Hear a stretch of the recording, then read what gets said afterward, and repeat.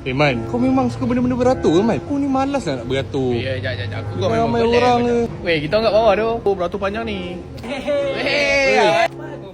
Ha. Tak naik lah. Naik je. Mana aku tahu. Kena beratur.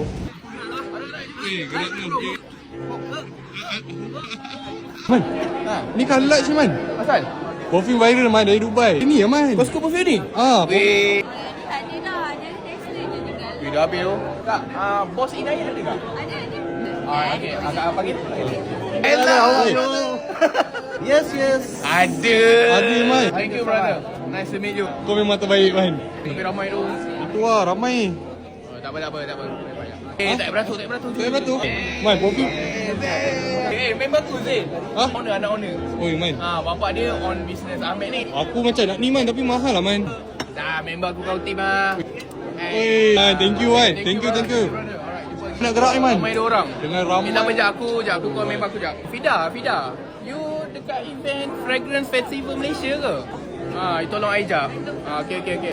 Member. Beli perfume pun pakai escort lah Man. Pakai escort sana.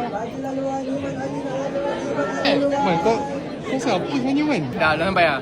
Kau betul lah Man, kau someone lah. Banyak ke brand lah. Oi, Ui, Man, tak Man. tahu dia. Apa? Asal tu? Itu bukan pelakon dia Man. Kau tolak aku macam tu je Ha. Kau nak ambil gambar dia? Aku minat tu dia Man. Abang lah. Jadi saya nak ambil gambar? Baik Man. 1, 2, 3. Farah, sihat ke? Classmate aku.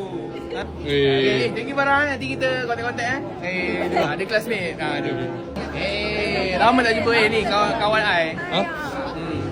You boleh bagi dia? Boleh je. Boleh ambil Kita boleh ambil je. Siapa? Tu ex aku malas nak layan sangat. Ada untuk kau kan? Janji ada untuk kau. Baik Man. Weh Man, tadi kau masuk tak payah beratur. Lepas tu siap ada orang escort kau dapat free perfume. Mudah lancar je kan kau. Macam ni Aman. Dekat Malaysia ni, kau ada kabel, kau ada jalan. Kau tak ada kabel, kau boleh jalan. Memang bos